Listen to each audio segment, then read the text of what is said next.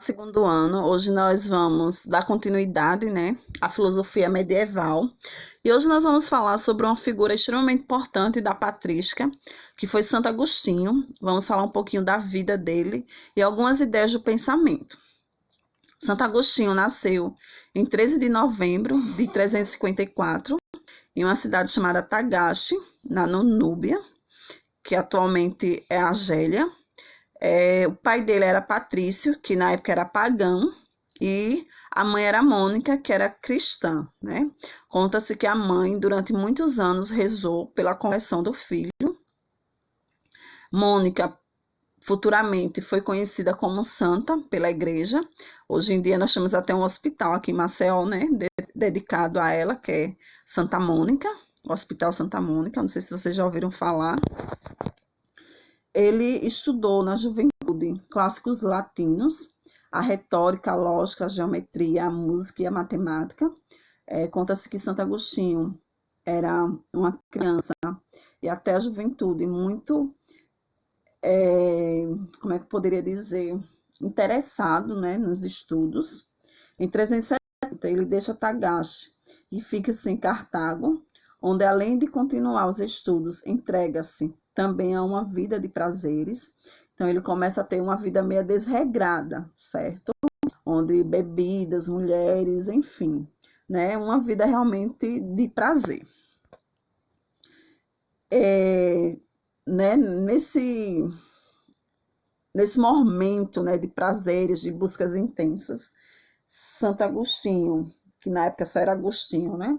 Conhece uma jovem e começa a ter um relacionamento com ela, que é esse relacionamento em concubinato, quer dizer que é um relacionamento que não é bem visto, né, para a época, porque não tem um casamento, né?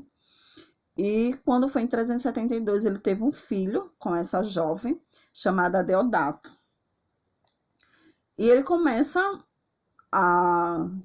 não, né? Ele nunca deixou de estudar. E ele começa a conhecer o maniqueísmo, que é uma doutrina que fala sobre a luta constante entre o bem e o mal. Ele começa a conhecer outras filosofias e ele começa a entrar em uma crise existencial. Que é uma crise existencial? Poderia dizer que, assim, você olhar assim não ter motivos para a existência, né? E conta-se que, no meio dessa turbulência que Santo Agostinho estava vivendo, ele conheceu o bispo Ambrósio, na época, e ele ficou fascinado pelas pregações do bispo Ambrósio. E, a partir daí, ele quis conhecer mais sobre o cristianismo, né, a doutrina cristã. E ele se aprofundou tanto nisso, que em 387 ele se converteu ao cristianismo, recebeu o batismo das mãos de Santo Ambrósio durante uma vigília pascal e junto com o filho dele, o Adeodato, né? Então, junto com o filho, ele foi batizado. Em 388, a mãe falece, né? A mãe dele veio a falecer e em 391 veio o filho, né? Ele faleceu aos 16 anos. Certo? E quando esses dois fatos aconteceram, ele mergulhou a fundo na vida sacerdotal, onde ele se ordenou, e em 395 foi nomeado bispo, né, de Hipona, e logo depois assumiu o trono episcopal. Então, e ficou conhecido como Agostinho de Hipona, justamente por ele ter sido bispo de lá. Veio a falecer em 430 e foi canonizado, né? Porque assim o povo aclamou isso. E depois ficou conhecido como doutor da igreja, pelo Papa Bonifácio. E Santo Agostinho, ele deixou obras inigualáveis, né? E assim uma defesa muito profunda daquilo que ele acreditava no cristianismo. E quem tiver a oportunidade de ler um pouco sobre algumas obras de Santo Agostinho, podem ler, vocês vão gostar de fato, principalmente quem gosta de filosofia.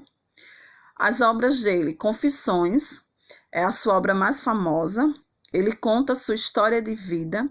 É como se ele fizesse uma confissão perante a Deus nessa obra e perante aos homens também.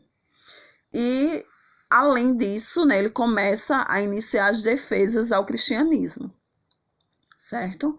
Então, nesse momento, Santo Agostinho, até mesmo o próprio livro diz, né, as confissões, né, confissões. Então, eu estou ali me confessando. Outro livro, o Livre-Arbítrio, que expõe as suas ideias de Deus, a sua ideia da questão do pecado original, enfim. A Cidade de Deus, que é constituída por 21 livros, é uma obra extremamente grande e aborda temas como a providência, a bondade divina, o problema do mal, a predestinação, né, com o fim de demonstrar que Deus não abandona sua criação ou seu povo. Porque existia, e até hoje ainda existe, né, que Deus não é um Deus bom, é um Deus que abandona, né, sua criatura. Por que eu sofro? Né? Por que existe tanto sofrimento no mundo? Então, é como se Deus abandonasse. E Santo Agostinho vem, nessa obra, mostrar que não é bem assim que as coisas acontecem. Né? Que muitas vezes acontecem certas coisas porque nós, seres humanos, procuramos. Aqui, Confissões, o Livre-Arbítrio e a Cidade de Deus. Vamos falar um pouquinho sobre algumas ideias de Santo Agostinho. Primeiro, a filosofia e a procura de Deus.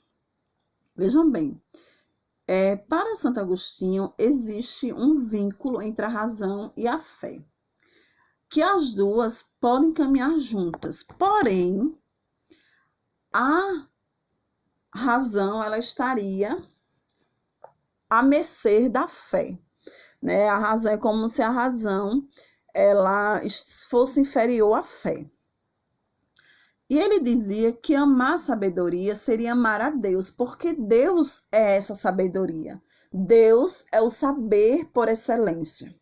Então, se você ama o conhecimento, se você ama a verdade, se você ama o saber, você tem que amar a Deus, porque Deus é isso em plenitude.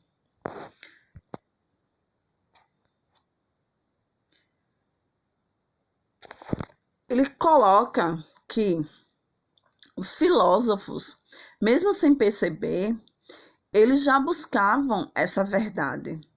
Só que essa verdade, segundo Santo Agostinho, só pode ser encontrada em Deus. Não é? Então, nós temos aí os filósofos antigos, que buscavam sempre essa verdade, só que para Santo Agostinho eles buscavam a verdade no lugar errado, porque a verdade está sempre em Deus e com Deus.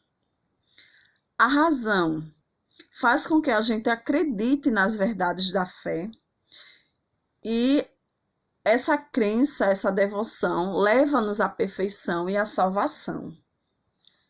Então, a razão ela está a serviço da teologia, a serviço da fé.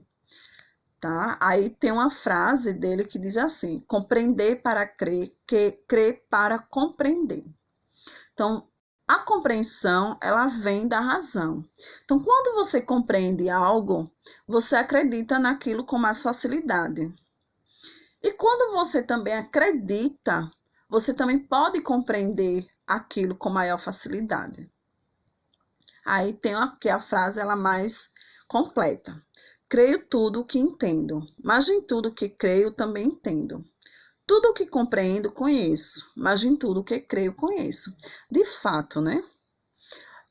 Nem tudo que a gente acredita, a gente entende.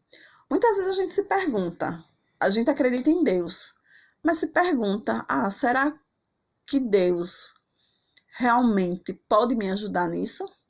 Né? Então, às vezes a gente não entende muitas coisas que Deus realiza na vida da gente. Né? Isso segundo certo Santo Agostinho. E nem sempre o que a gente compreende, a gente conhece. Né? De fato, a gente conhece.